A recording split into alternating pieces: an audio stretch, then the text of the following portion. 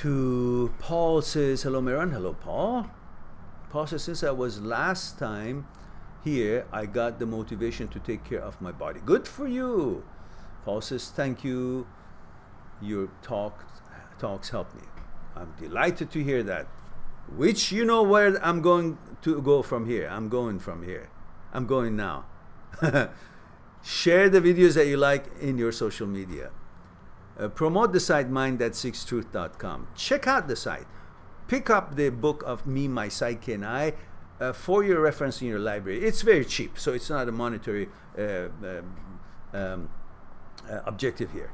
But it is something that I want everybody to have. It's got lots of information, good stuff in there. And 360 pages, lots of deep stuff in there. And for $5.99, I think you can afford not have a coffee one day, or at least one of the few coffees that you have during the day, or teas, and get that book. And share the videos that you like. So now that I've plugged it, let's go to Daniel. Daniel says, oh, talking to Petr, okay.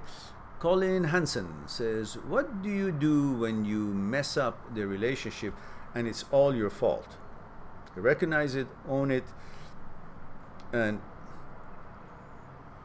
if you think it's necessary to discuss it with her, discuss it and learn from it. And if she's not willing to continue it, then that's her prerogative, and respect that, because you know it was your fault. But he continues, says, I know she will never date me again.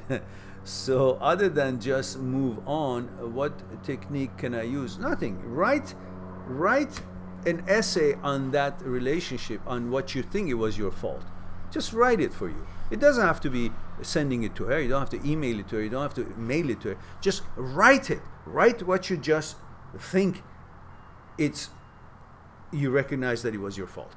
Write what you want to say about it, what you did or what you think it was your fault, how you want to discuss it, and say the points that you want to say. Like if you're talking to her, you write that letter, and then every time you feel a little bit kind of apprehensive about, oh, I didn't do good there, read that letter that you wrote. It frees you and helps you to get that emotion out, and then you will be fine and ready to go. And it's like you've already discussed it with her. So, and other than that, don't worry about it. Learn from it and go on. It's not, you haven't killed anybody, for God's sake. I mean, you just messed up in a relationship.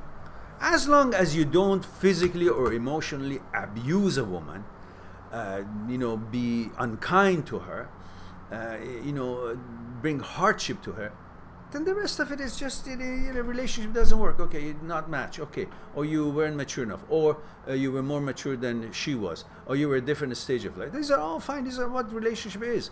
Just make sure you don't ever raise your hand on a woman, ever.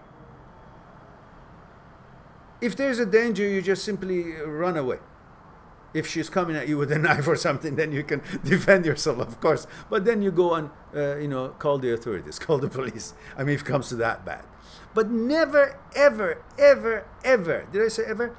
Ever raise your hand on a woman or a child. Never. You're supposed to be protective of women and protective of children. And that's it.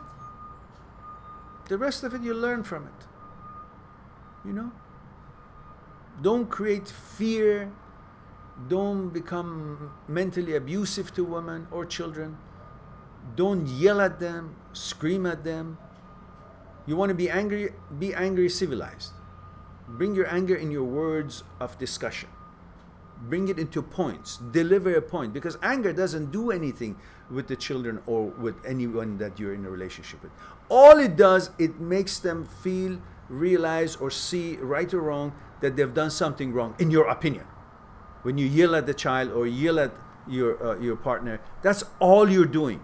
But the child doesn't know why it was wrong, or your girlfriend or your boyfriend doesn't know why it was wrong in your opinion, because in their mind, if they're not abusive or didn't have any malice in mind, when a person does something, he or she believes that that decision is correct. So they really didn't think that it was incorrect when they did it, you know, barring the negative people who mean harm to people. We're not talking about them. We're talking about regular stuff. And people who don't have any malice in mind and they're positive, don't want to affect the society negatively. So if that's what that's a premise we go on, then at the time that he or she was, whatever it was that made you angry was doing, they believed it was correct. So by being angry, you're just expressing your dissatisfaction, but you're not really communicating what was it that to you was wrong. To the child or to your partner, to anybody, yeah? Communication is where actually helps to deliver and bring compatibility or understanding. And not the yelling. The yelling part anybody can do, you know? And through the yelling part, really nobody can understand. Go in front of a lion or a mad cow or, you know, some wild animal or whatever it is, and see if you can understand when they're roaring at you or making loud noises. It just shows you that they're going to attack you and they're angry, but doesn't tell you anything. This is pretty much the same thing when you're yelling at a child or at your partner. He or she doesn't know what you're talking about.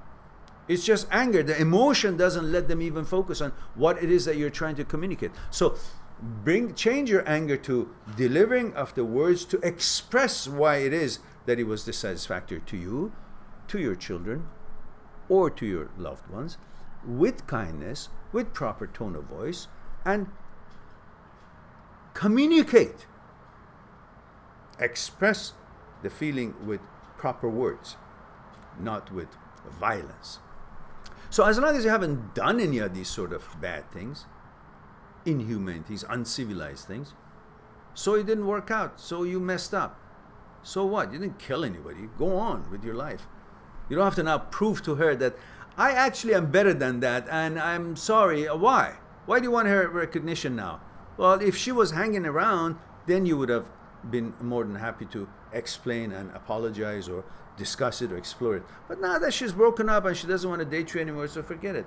If the most is you write it down for yourself, and if you come to you know, any kind of a situation with her, you can discuss it and, you know, express your feelings about how it went and all that. Otherwise, you know, just write it and keep it somewhere. And if you were pissed off at it, you read it. Okay, it looks like you've already talked to her about it, and then you'll go on.